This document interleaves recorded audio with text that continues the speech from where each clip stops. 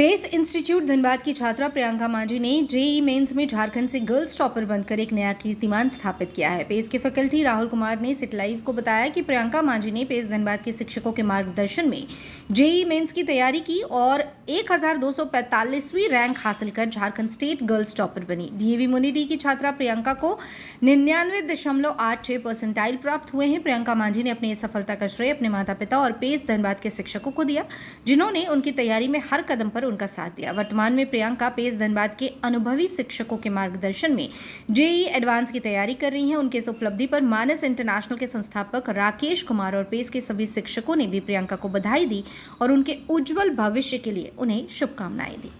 मेरा नाम प्रियंका मांझी है और मैं मोरेडी से हूँ। मेरा पापा का नाम है विवेकानंद मांझी और बस मेरा 11th में फिर जी ज्वाइन किए और फिर आईआईटी का सपना था, तो फिर करते करते डीमोटिवेशन भी था, बट सर लोग बहुत हेल्प किए, मोटिवेट किए कि नहीं होगा। तो फिर क्वेश्चन बनाते बनाते मोटिवेट होते होते फिर मैंने जेईई मेंस क्रैक किया। मैंने तो तैयारी किया फिटजी से, मतलब फिर मिड फिटजी में फिर फिटजी क्लोज्ड हो गया, फिर मेरा कन्वर्ट हो गया फेस में, क्योंकि सर लोग का सपोर्ट था, कनेक्ट भी था सर लोग से। फिर बीच मेंस में फिर सर लोग फेस में बुलाए, फेस में पूरा तैयारी करने के बाद फिर अभी एडवांस के लिए भी फेस में ही तैयारी कर रहे हैं। टीचर लोग तो वही है, बहुत सपोर्टिव है। जैसे फिटजी में सर लोग थे, बहुत ही सपोर्टिव है। अभी भी 24 आवर जब भी कुछ डाउट्स हो क्लियर करते हैं, अभी भी बहुत क्लियर करते हैं सब कुछ। क्या कहना चाहेंगे ऐसे छात्रों को जो मतलब डीमोटिवेट होते हैं और बीच में वो छोड़ देते हैं और उनके साथ कोई दिक्कत हो जाता है? क्या कहना चाहेंगे ऐसे को जो तैयारी करने में असमर्थ महसूस करते हैं? डिमोटिवेट तो एकदम नहीं होना चाहिए, पॉजिटिविटी होना चाहिए माइंड पे और बस करते जाना है, रुकना नहीं है कभी भी, और पीवाईक्यू करते जाइए और मतलब डिमोटिवेट नहीं होना, पॉजिटिव थिंकिंग में रहना है। हमारे पेस आईआईटी मेडिकल धनबाद से एक बच्ची ने, जिसका नाम प्रियंका मांझी है, उसकी ऑल इंडिया रैंक 1245 है और वो बच्ची झारखंड गर्ल्स में टॉपर है।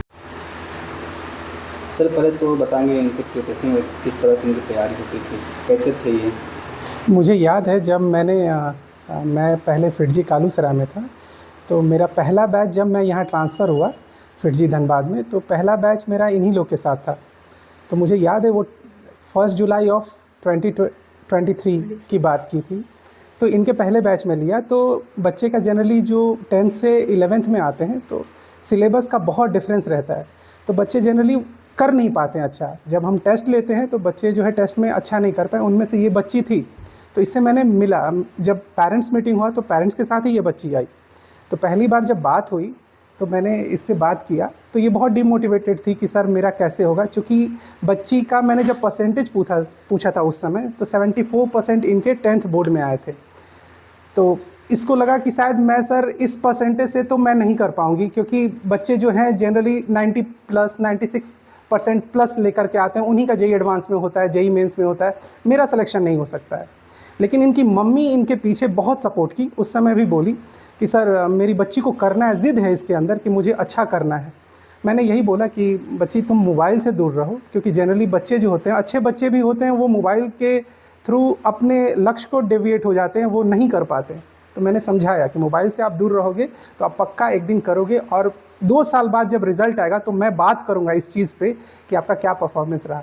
और 2 साल बाद आप सभी लोग जानते हैं कि एक बेटी होते हुए किसी के लिए, और ये मुनिडी से यहाँ आने में ही 1.5 घंटे लगते हैं, सिर्फ आने में, फिर जाने में।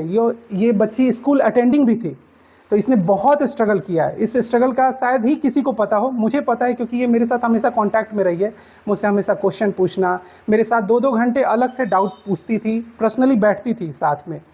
तो इसका जर्नी मैंने देखा है कि कितना डिफ़िकल्ट रहा है। तो ये इसका रिज़ल्ट सर जेईई मेंस में जो अभी जस्ट आया है 1245, ये ऑल इंडिया रैंक है इस बच्चे पर है। ये बच्ची गर्ल्स टॉपर है। क्या कहना चाहेंगे ऐसे छात्रों को भी? इनसे पूछे, आपसे बताते हैं कि आपके शिक्षक हैं, आपके अंदर और भी कई छात्र हैं जो तैयारी कर रहे होंगे, ऐसे छात्रों को क्या कहना चाहेंगे मोटिवेट करने के लिए दिलाएंगे?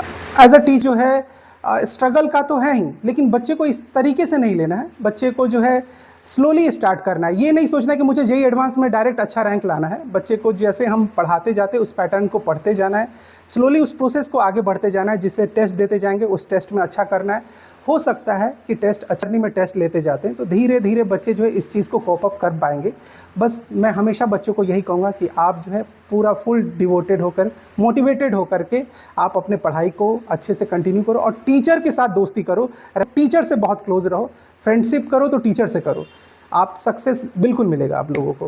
पेस के विषय में थोड़ा बताएंगे। चूँकि जब हम ऑल ओवर इंडिया सबको जो है पेस के साथ यहाँ पे जुड़े और जितने भी फिटजी के बच्चे थे हमें बहुत सपोर्ट किए, पेरेंट्स ने भी सपोर्ट किया, इसीलिए आज हम यहाँ खड़े हैं और इस बच्ची का रिज़ल्ट आया। बच्ची ने हमारे साथ थ्रू जर्नी कंटिन्यू की और ये बच्ची के अलावा भी और हमारे पास बच्चे हैं जिन्होंने अच्छे रैंक लेके आए हैं। एक बच्चा आदित्य भारद्वाज है, उसका ऑल इंडिया रैंक 2822 है और भी बच्चे ऐसे 2009 समथिंग रैंक है, वो बच्चा वेद प्रकाश है।